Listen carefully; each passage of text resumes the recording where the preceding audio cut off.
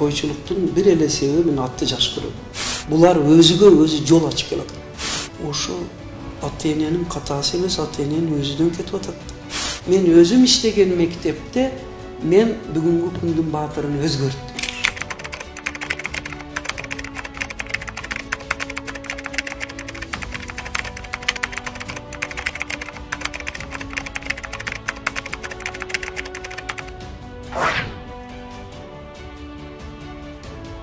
Менин эң чоң кыялым мүмкүн таң калыштуу болор койчулук эле. Себеби мен тооду, жылкыны, арчаны, сууду жакшы көрчүмүн. Кыялым ошол эле. Койчулуктун bir эле себеби мен атты жакшы көрөм. Союз мезгилинде атка тыюу салынган эле.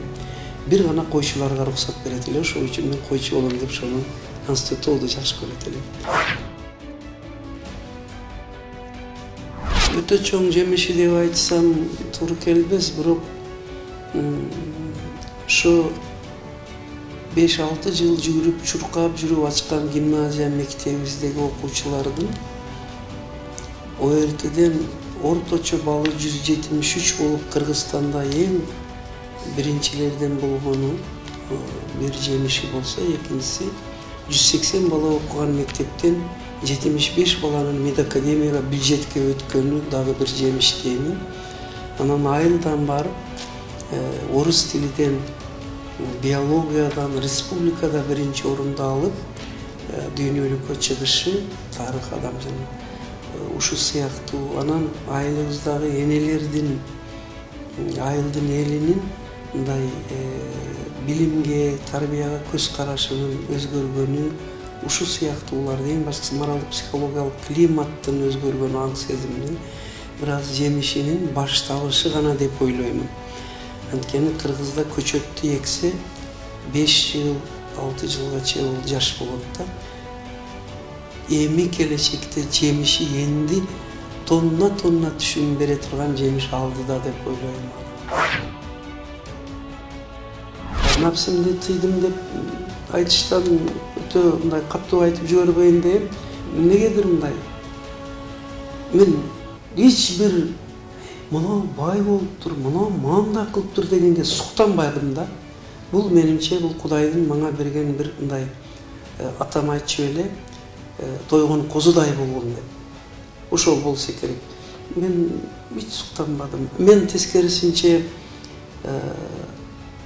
алым адамдарга суктандым. Элге жакшы кызмат кылган адамдарга, Ысқақ Разаковтай адамдарга суктандым. Мүмкүн ошол жакшы адамдардан үлгү алып, ошолорго суктанганым үчүн дагы автоматтык түрдө баягы азгырыктардан Кудай өзү токтотту окшойт дейм. Көп айтат, билимге, билим сапатыга дейт. Мен эң биринчи балдарда мындай бир адам болуп тарбиялашка, ишмердүүлүгүгө, чынчыл ак ниет, анан адамгерчилигиге көп көңүл буруп, ошол үчүн дагы бир китебимдин аты өзүн өзү тарбиялоо болуп эсептелет да. Көрсө, эгер адамды чынчыл, инсаптуу, ыймандуу, ак ниет, эмгекчил кылып тарбияласак, билим сапаты да болот экен, иштин сапаты да болот экен, жашоодун, турмуштун дагы сапатыны алып келе турган ошолор болуп эсептелет экен деп. Ошол үчүн азыр мен айткан маселелерге приоритеттүү деген сөз бар, артыкчылык менен баа берем. Баа бериш кичине жооптуу, анан татаал иш да. Бир жаңсыл түшүп кетти деп айтып да кыйын, анан жакшы өсүп баратабыз деп айтуу да кыйын. Мен айтар элем, көйгөйлүү маселе. Билим тарбия берүү биз көбүнчө мектепте айтабыз, университетте айтабыз, бул коомдук социалдык маселе. Ошол үчүн бир мектептин дагы, бир университеттин дагы, балдар бакчасынын дагы эффективдүү иштөөсүнө албетте биринчи кезекте ошол жердеги жетекчи, жамааттын жоопкерчилиги чоң, бирок бул бая айтканымдай коомдук социалдык маселе болгондугу үчүн ошол мектептин, ошол окуу жайдын иштөөсүнө климат түзүп турган коомдук климат, коомдук пикир бар. Ошол үчүн муну бир жаңсыл, бирөөдүн күнөөсү деп айтуу кыйын. Мүмкүн бүтүн бир коомубузда өзгөртүү болуш керек дейм. Өкүнүчтүүсү учурунда мына биз Японияга суктанабыз, дагы өнүккөн мамлекеттерге суктанабыз, ал жерде демилгени колдоо, идеяны колдоого өзгөчө маани берип, даже ошол демилге идеялуу адамдарды ал ишке ашабы ашпайбы идея бергендиги үчүн колдоо, сыйлык берүү маселеси бар экен да. Бизде эмнегедир мына жаңы бир өзгөртүү киргизүү, демилге, жаңылыкты бир аз мындай жактырбай кабыл алуу климаты. Бул кыйынсынып атабы, өзгөчөлөнүп атабы, мыкты болуп акылдуу сынып атабы дегендей көз караштан бир топ эле мен эле эмес, менимче өтө көп адамдар эме кылат дагы. Натыйжасы эмне болот дегенде, андан көрө кой мен деле ошо көптүн бири болуп жүрө берейин деп иштөөгө алып келет. Идея демилге бааламаган жерде өнүгүү болбойт да. Жакшы болду же жаман болду деп айтыш деле кыйын. Билесизби, бул жаңылыктарга эне мектеби, айым, эксперименталдык иштер, жаңылыктарга коомчулуктун, жетекчиликтин, кесип адамдарынын көз карашынын өзгөрүшүгө менин оюмча абалы Кудай, анан турмуш өзү мажбур кылып атат. Анан бул идеялар чындыгында керек болгондугу үчүн ол кимдир бирөөлөр тоскоолдук кылып атабы, каалабай жатабы, ташты жарып чыккан гүл сымактуу булар өзүгө өзү жол ачып келатат. Өз кимдигин өзү кесип келатат. Албетте анан өтө жакшы болуп натыйжа болгондо мындай автор деле көбөйүп кетет экен. Колдоочулар, колдодук дегендер деле көбөйүп кетет экен. Бир учурда тоскоолдук кылган адамдар деле кээде ошо биздин убагыбызда болгон ошол деген сөздү да угабыз. Анан толеранттуулук деген сөз бар. Унчукпай эле бар болгула деп коебуз. Ошол учурда деле бирин серин ушул ишти жок, духумду түшүрбө, маңайымды түшүрбө, бул өтө керек иш деп колдогон адамдар болду. Мисалы мен сизге 2-3 атын айтып кетейин. Азыр КАО дейт, ал жерде илим изилдөө институту эле, ошонун директору профессор Исак Бекбоев. Оштон Балтагул Нурумбетов, азыр ал деле профессор. Россиядан Анна Михайловна Прихожан, Америкадан Дейл Ман профессор, сыяктуу, анан ошол өзүбүздүн аймактан Икрам Абдиев деген бир адамдар дем берип турду. Билесизби, бир жаңылыкты, бир жаңы ишти, өзгөрүүнү баштап чыксаңыз, не то что колдоо материалды же иш жактан бирөө жакшы жылуу көз менен тиктеп койсо дагы төбө мингизгендей адам кубат алат экен да. Ушундай учурлар болду. Мен бир түшүнүп колдогон, ушундай дем берген бар болгону ирмем көздөрдү издеп калдым. Ошол үчүн буларды айтып атканым кегиле, эй кыргыз коому, жаңылыкты, жакшылыкты жайылтайын, жасайын дегендерге эч болбосо бали бар бол, ишин алдыга жылсын деп коелу. Бая сен ким элең, эмнени сен барыдан зор кылат элең деген көз караштан алыстайлык демекчимин. Көрө албастык качан натыйжа бере баштагандан кийин анан көрө албастык келет экен. Потому что убакта көрө албай турган нерсенин өзү жок эле да. Туруу жокпу? Сен лишь кургак идея болгон да. Качан ийгилик бере баштагандан кийин көрө албастыкты түзөтүүнүн бир нече жолу катары мен ошо баягы өзүн өзү тарбиялоо китебимде адамдардагы терс сапаттардын тизмесини түздүм. 20га жакын экен. Таң каласыз. İçi tarlık, көрө албастык, кытмырлык, бузукулук, текебирлик, экижүздүүлүк, калпчылык, жалганчылык, кошоматчылык деп туруп 20-сыны түздүм. Эми караңгылыкты тилдегенден көрө бир бурчуна шам жак дегендей, Аларды эми бул ушундай экенбиз деп отургандын ордуна мен айтмакчымын. Келгиле. Балдар бакчасы, мектеп, үй бүлөдөн баштап, медресе, мечит, коомчулук, мына ММКлар улутубуздун менталитет көз карашын өзгөртүүгө кадам таштайды демекчимин. 91-92 жылдары эгер эстесеңиздер, өтө оор татаал болду дагы.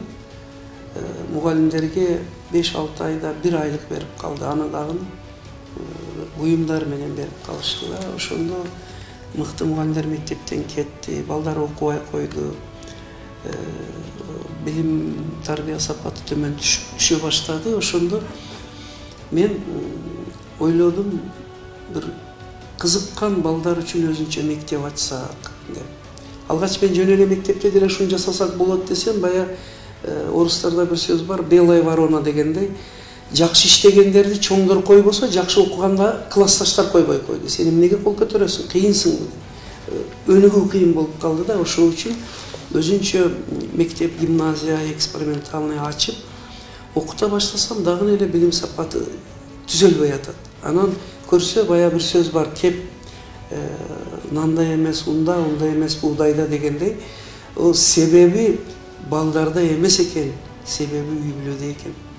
Себеби үй бүлөдө билимдин баалуулугу, ценностьна деген нерсе жок болуп калыптыр ошол убакта. Мектебимди ташта алып сатар досума жандоочу кылам, базарга чык деген девиз чыккан ошол жылдар. Балдарды мектептен сплошной чыгарып алып, базарга, ош базарга, тачкага чыгарган адамдар айласыздан да. Ошондо мен биринчи чыккан китебимдин аты «Билимдин баалуулугу» деген чыккан. Ал мен мындай демекчимин деп айтканмын оюмду. Билим менен тарбия бул утурумдук иш эмес, бул түбөлүктүү баалуулук. Муну орусча неприходящая ценность дейт да. Эртеби кечби бул күндөр өтөт. Билим керек болот, мектеп керек болот. Келгиле ата-энелер деп туруп, эме окутайык десем, балдар дагы эле билим сапаты жакшы болбоду. Анан мен ойлодум, демек энелерди окутсам, энелерде көз караш өзгөрсө, анан сапат жакшы болот экен деп алгач энелерди чакырып, анда китеби да жок, программасы жок, бая мындай эмпирикалык түрдө дейт. Интуитивно өзүм колдон келишинче өтө баштадым. Бирок мени сүйүндүргөнү, өтө баштадым, бияктан өтсөк, бул жактан уже билимге мамиле, тарбия өзгөрө баштады. Анан ойлодум, демек натыйжа жакшы болот экен деп. Ошо эне мектеби кыскасын айтканда турмуштук зарылчылыктан келип чыкты. Бирөөлөр мага кечиресиз, бирөөлөр мага айтат, каяктан бул программаны алдың, кайсы чет мамлекеттен алдың. Биз кыргыздар, мен вообще-то мына берүүңүздөн пайдаланып айтып кетким келет да, токтотолу улуттук мындай кемсинүүнү, комплекс неполноценности дейт да. Бизде жолубузду бир мамлекет куруп берсе, мечитибизди бирөөлөр куруп берсе, мектебибизди бирөө куруп берсе, кыргыздар анда эмне кылабыз? Бир гана качка жоргого бийлеп, анан көчмөн оюнду өткөрө беребиз демекчимин. Келгиле түз армандык, жаратмандык эмгекке кайтайык деп. Анан ошону менен бирге мага суроо беришкенде айтам, эмне үчүн мен бир жактан алышым керек? Мен турмуштан алдым. Америкадан албадым, Германиядан, Россиядан алмадым. Турмуштан алдым. Мына ишенмесеңер, темаларыны мына программасы колумда тура салыштырып чыккыла. АМ деген китебимдин дагы, мында дагы эч бир тема башка жактарда булар жок. Булардан кыргыз жыттанып турат. Кыргыз кыртышыдан жаралган. Ошол үчүн мен мына ушуну 25 жыл эксперимент жүргүзүп эле калбастан 2018 муну диссертация кылып академияда кандидаттык диссертациямды жактаганымда ошо окумуштуулар да тамашалап айтты. Гапыр бул кандай анан мен айттым, жок, бул эч кабатырлык жок, бул кыргыз турмуш айыл кыртышыдан жаралган деп. Өкүнүчтүүсү биздин чоң кичинелерибизден бардыгы биздин өзүбүздө дагы ушундай бир ойлоп табуу, жаңылык киргизүү, бир ишти жасоого мүмкүнчүлүгүбүзгө бир аз шектенип калган доорлор болгон. Мына мен Финляндияны 3-4 жыл болду барып көрүп келдим да. Ошол жерде Снелман деген адам, Финляндия бизден дагы оор акыбалда болгон, 500 жыл колония болгон, ичкиликке берилип, карызга батып калган. Ошондой бир Снелман деген адам чыгып, ал өзү теги банкир болгон, бирок эң чечүүчү кесип ошол учурда мугалим экендигин билип, банкирлик ишини таштап мугалимдикке чыгып кеткен дагы. Бүт Финляндияны bir bütün, men образын айтканда, окуу площадкасыга, аянтчасыга айлаткан. Bir адам, bir идеянын өзгөрүшүгө да ишенбейбиз. Бул ушунча жылдан бери келатат, сен эмнени кылмак элең деп. Барып келсек, ошо Финляндиядагы 6 миллион калкы бар экен. Бизде эле канча өзгөрүүлөр болгон. Ошого мен айтам, бир ишенели, ишенимди улуттук өзүбүздүн мындай баалуулугубузга, өзүбүздүн идентичность деген сөздү көп айтышат, бирок анча маани бере бербейбиз. Идентичностубузду бааласак агар, өзүбүздөн чыга тургандарды баалайык да акыр. Туурабы жокпу деп айткым келет. Ал тез сапаттар ошо ата-эненин катасы эмес, ата-эненин өзүнөн кетип атат. Өзүнөн кетип. Өзү мындай деген аксиома бар. Sen balamды тарбиялам деп көп кыйналба десе, ата-эне, анда бир жакшылык айтат окшойт, кутулат окшойт. Сен өзүңдү тарбияла.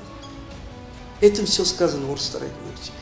Ал өзүбүздү ата-эне. Анан коомдо мен айтам, мага бир жылы 2013 жылы Замандаш журналынын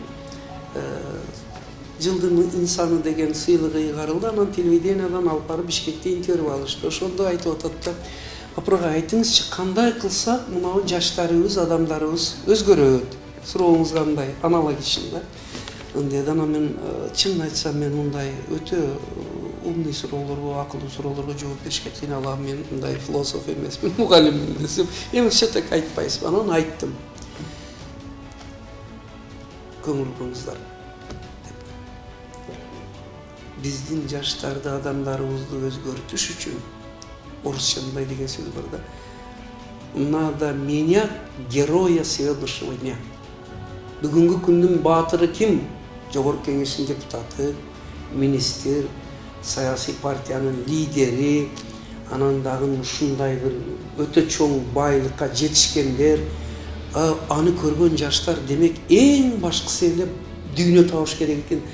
Мен айттым, бүгүнкү күндүн баатырлары деп туруп, эң мыкты иштеген дарыгерди чыгаралы, эң мыкты фермерди чыгаралы, эң мыкты педагогторду чыгаралы. Ал эмес эсиңизде болсо, түнгө карай деп бир хит парадтын өтө зор артистини чыгарып, красный дорожкадан өткөзүп туруп, анан кийин интервью алып, вплоть до того, сиз носкиңизди каяктан кийесиз, кайсы магазинден мода кийесиз деген. Мен айтам, неге ошонун ордуга бир дыханды чыгарбайт?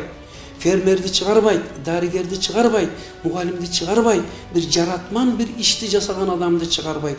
Неге биз мындай дешевый нерселер менен? Албетте мен эстраданы баалаймын, ыр музыканы баалаймын, бирок бул такыр башка маселе. Ошого мына ошо бүгүнкү күндүн баатыры, ал эмес, сиз эсиңизде болсо, мектептерде дагы мындай болуп кетти. Мектептин парламенти, бул спикер, бул министр, окуучулар.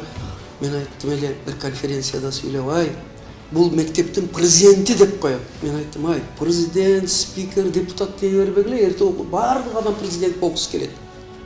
Деп буну мен 15-20 жыл кери айттым эле. Анын ордуга мен айттым, мектептин мыкты физиги, мыкты техниги, мыкты ойлоп табуучусу, мыкты дыйкан, мыкты фермер дейлик, илимге, билимге, эмгекке ындай аппетит дейт, иштени ачалычы, балдарга мындай баалуулуктарды өзгөртөлүчү десем, дагы эле мен кээде мындай түшүнүлбөдүм да айланамдагылардан. Сен эмне мектеп парламентиге каршысыңбы дегендей. Мына натыйжада азыр Кыргыздын 70-80% эле депутат болгусу келет. Бар эле президент болгусу келет. Bir men илимпоз болом, академик болом, мен фермер болом, мен ойлоп табуучу болом деген өтө аз болуп калды да. Ошол үчүн мен айтмакчы, бүгүнкү күндүн баатырын өзгөртөлү дегеним ушу. Караңгылыкты тилдегенден көрө бир бурчуна шам жак деп. Мен өзүм иштеген мектепте мен бүгүнкү күндүн баатырын өзгөрттүм. Ал эмне десеңиз, мисалы ошо жанагы красный дорожкага чыгарып, лимузин менен алып келгендери, мен мектепте айылда мындай кылдым. Даже отличник олимпийстагын эмес, эң тарбиясы жакшы адамды, пьедестал дейт го, пьедестал. Эң жогорку тепкичке ошону койдум.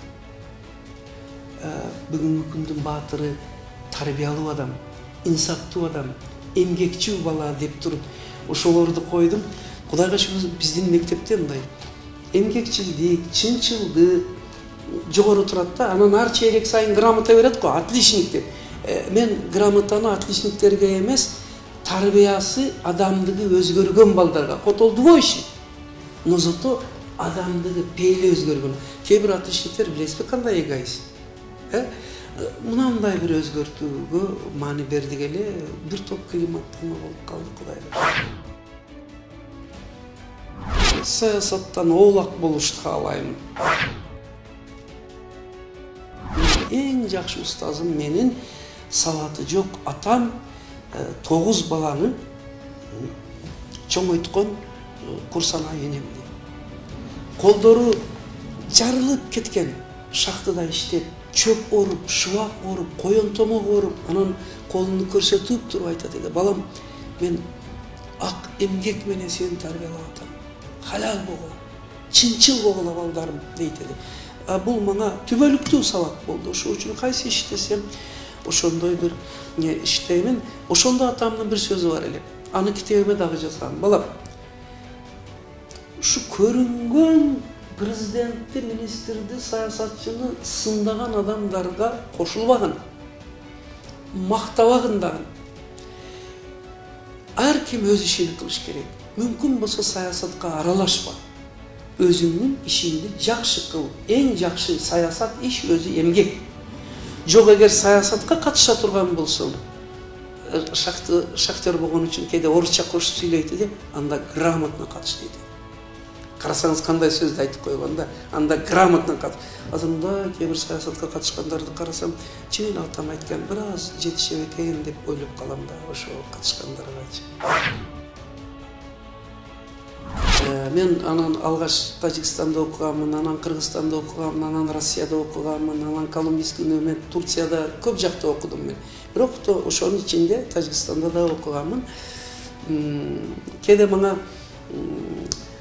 баардыгы тажиктер, өзбектер отурган жерде группада бир кыргыз эдем, кана мага кыргыз жигит жооп берсинчи дейт эди. Бирок жакшы, доброжелательный деп анан кийин менден сурайт эди: сен кыргыз дегениме капа болбодуңбу деген да.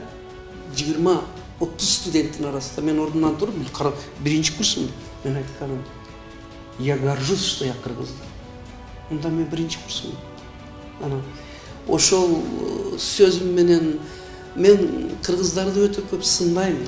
Өзүбүздүчү, бирок кыргыз экендигиме шүгүр кылам.